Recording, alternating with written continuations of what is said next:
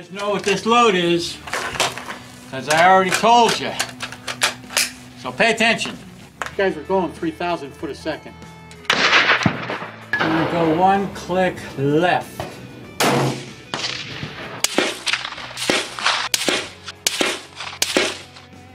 Well, it feels like you're getting punched in the face.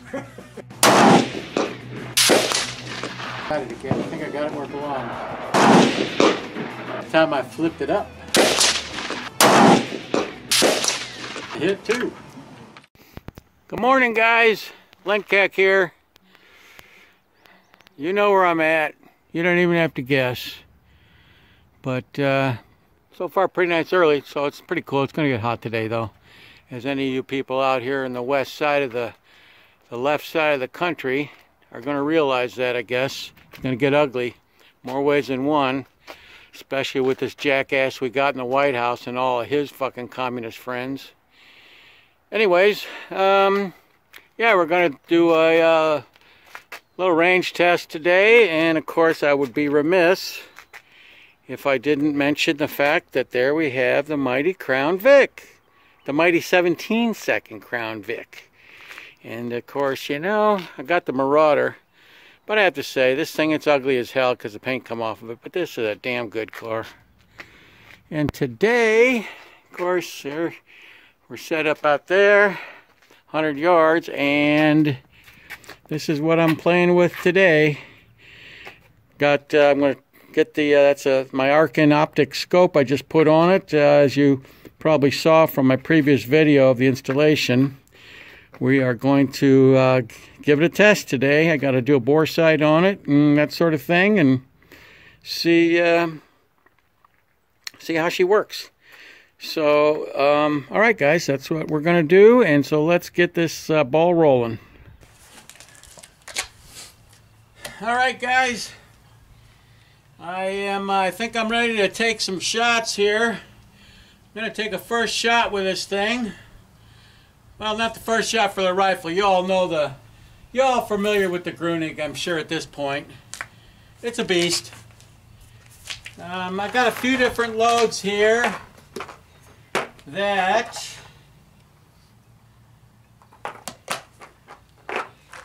and let's see.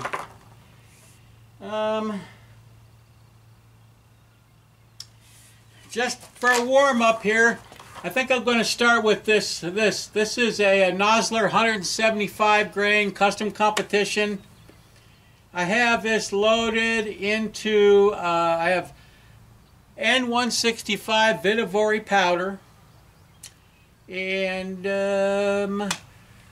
that's about it. These are in Lake City brass. Feels like it's got powder in it. That's good. 57 grains of it in this, and I have another one, same thing, with 58 grains. Like I said, I'm just going to use this. I don't know how well this is going to shoot, but we're going to find out here momentarily. First shot off of my bore sight, my manual bore sight by eye. See how good that is. And I think the first shot, I've got a different target downrange that I got. I ran out of my ones I like. It's a 70-mile round trip to get more of them, so I just went over to Sportsman's. But they're huge. They're huge, and the squares are about this big. I prefer targets that have the 1-inch squares. But at any rate, let's take a first shot. Very first shot, I'm going to shoot right at the center diamond. Let's see where it goes. I got to get my junk all set up here.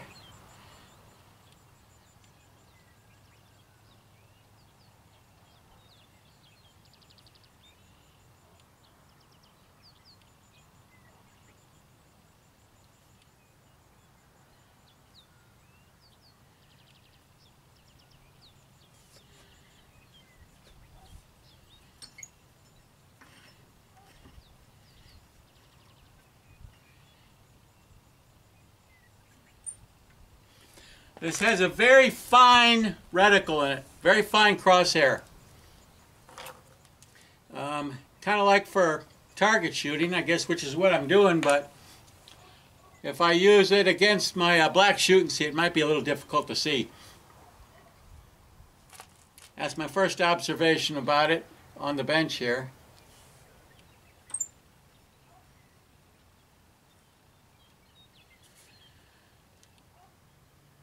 Get her leveled up.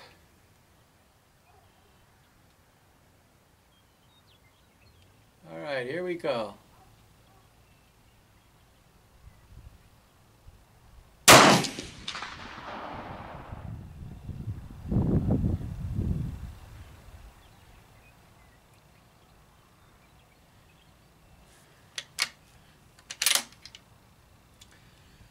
Let's go take a look and see where it's at.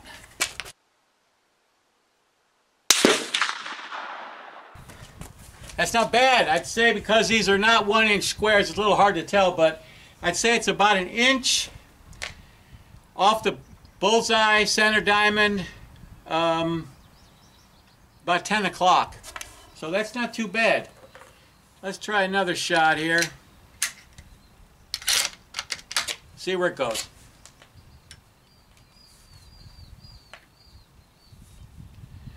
The reticle has a tiny little dot in the very center, and against a white background, I mean, that's not too bad, but it might prove difficult if I use it for the shoot and see.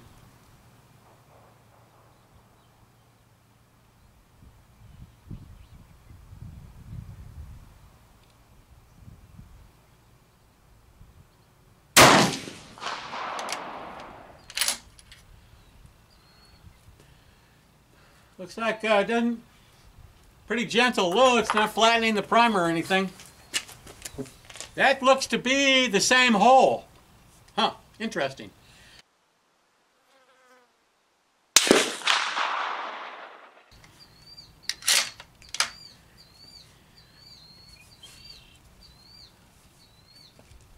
gonna be hot and shit out today, so it's not bad right now, but I want to see if I can get my business done before it gets ugly.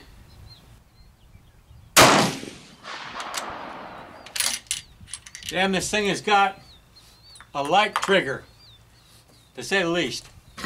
Hard to tell. That may have gone through the same hole. Again.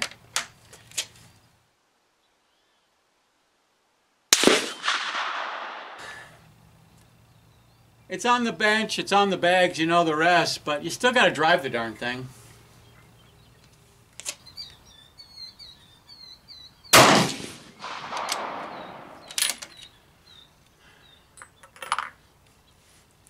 Take a look.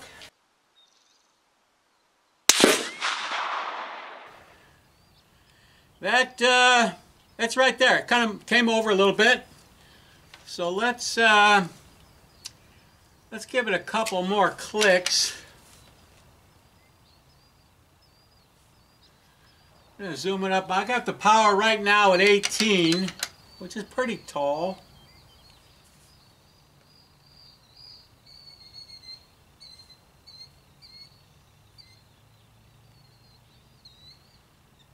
The optics are good and clear on this, I'll say that.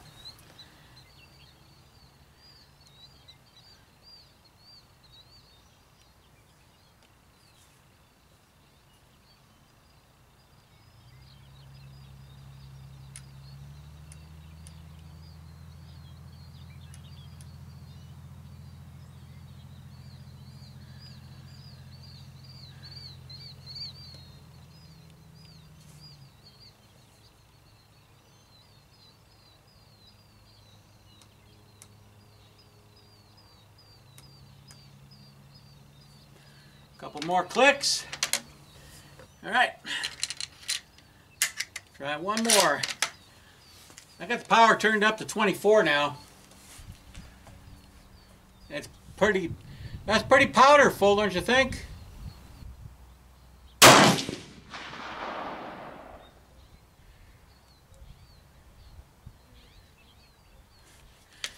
I think that's right through the center. I think that is right through, that's just about right through the dead nut center. A little bit A little bit off, not bad, but I think these are 1/4 MOA clicks. All right, let's try one more of this load. This load seems to shoot pretty good, huh? I wonder what the muzzle velocity is of it.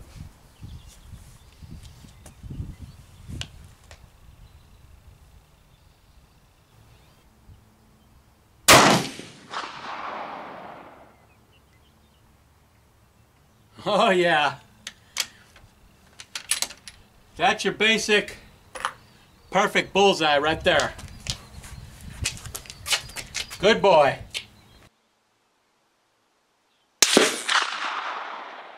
I'm not quite certain. At this point in time, I may just be shooting for the hell of it, because this thing just, from the get-go, first shots were right on top of each other, couple of adjustments, get it over, bada bing, bada boom. And last shot was a perfect bullseye. Could be very anticlimactic, huh? I think I'm going to run down range and kind of take a look at it. Well, there you go, guys. There was my first 3 shots. Little adjustment. There, another little adjustment, then one, and the last one right there. That's about as good as I can hold that thing on the bench, I think. That's freaking awesome. I like the scope, man. So so far it seems to be working absolutely perfectly, obviously. Okay, guys, I don't know what I'm gonna do next, but we'll see. Hope you guys can see this. That is a commemorative coin, Vietnam Wall, that I got found up at one of the annex sales at the Manor. And I have somebody I want to give this to, my buddy Larry Nathan, Vietnam Sniper Recon. But however, to add my own personal touch to it, I'm going to stick it up on the target. I'm going to put a hole through it. So let's see how that goes. Alright guys, as you can see, I put the coin on the target. I holding it in place with some AC ducting type tape. Should hold it there. And I'm going to see if I can't put one right down the chute on it. So let's see what happens. Alright guys, same round. Let's see if I can't ventilate that commemorative coin.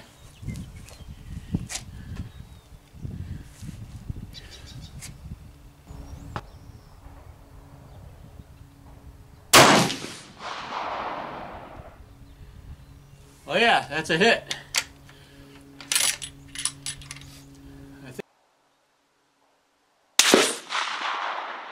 I think we need to go take a look at that thing. Let's see what happened. There you go. It definitely hit it. Looks like it's maybe a little bit to the right, but let's pull that coin out of there and see what it looks like. Well, you saw it before, guys, and this is after. There you go. That's a pretty good, I like that shot. Even a little bit to the right, you still get to see the wall and all that stuff on it. I think my buddy, my Marine sniper buddy, Larry, the great Nathan, I think he's going to dig it. Alright guys, you saw, this is very anticlimactic. This thing is the bomb. When I get back home, I'll set the 0 stop on it, and it should be good to go. But I got just a couple more of this load I'm going to shoot. I think I'm going to try to poke them at the center of the black chute and see. Let's see how that goes.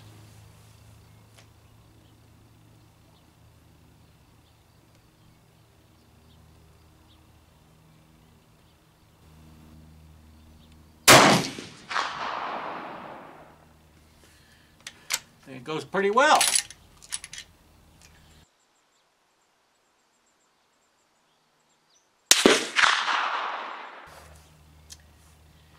At 24 power, you really get to see and understand how much imperfection there is in aiming this thing.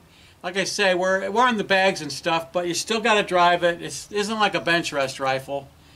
And at 24 power, you see every tiny little movement of it.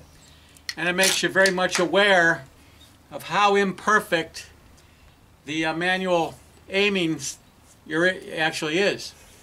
As opposed to the bench rest guys who got their guns on the thing and it's all talcum powder and all they're doing is reaching in and touching the trigger. I don't really think, I mean, I appreciate what they're doing, and obviously they make some really tiny little holes, but it takes some of the element of satisfaction and skill and wherewithal out of it, I think.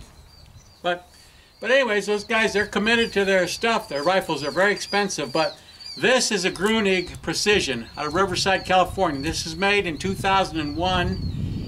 And in its day, when it was new, this was an expensive rifle. This was a $3,500 rifle back then.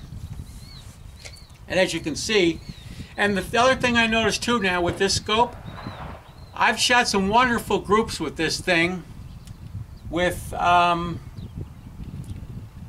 the Springfield Armory scope on it, but not so easily. You really had to be diligent about using that scope because the nature of it was a little bit older. And so there was a noticeable amount of parallax in it. So you really had to concentrate on the mechanics of shooting with it.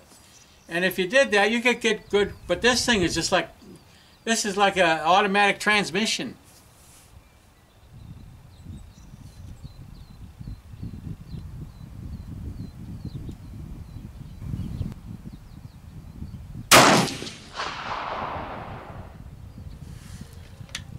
Damn. Damn.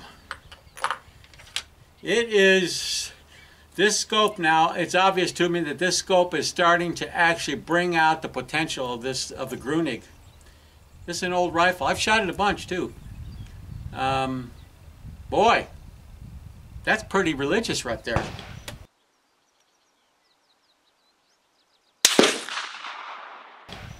I think those last two shots are right through the same hole. All right, guys. I think I've pretty much seen what I need to see. And at this point, I don't know if it would be of any advantageous at all to. I don't want to wait for the sun to come up so I can get a good view down at 200 on the steel post, because I mean it would just annihilate the steel post. Obviously, be too easy. And actually, I want to get done with it. It's starting to get pretty hot out here. So let's we'll go down range, take a look at those last two shots, and there you go. There's my range test on the Arken scope. It's an SH4 Gen 2 6x24x50 Arken optic scope. It's dope. This thing rocks. All right, there you go, guys. There's my last two shots. I'm only used that one load, using the Vihtavuori powder, but I consider the looks like the Arken is on the Grunig is pretty damn good combination. And I know there's a lot of there's a lot of YouTube reviews on this scope, but it took me 6 months to get this one. I would say it's worth every bit of the $450 I paid for it. That's obvious that these two are a match that should be together. All right, guys, that's it from my little range test today. Hope you all enjoyed. Take care of yourselves. Be safe. God bless. This is Len Cack, over and out.